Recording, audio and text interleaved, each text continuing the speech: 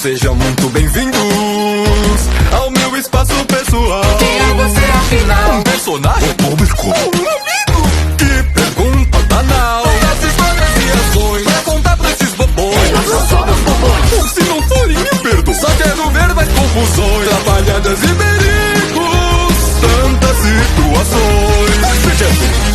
Daqui nossas histórias iremos contar. Será que alguém pode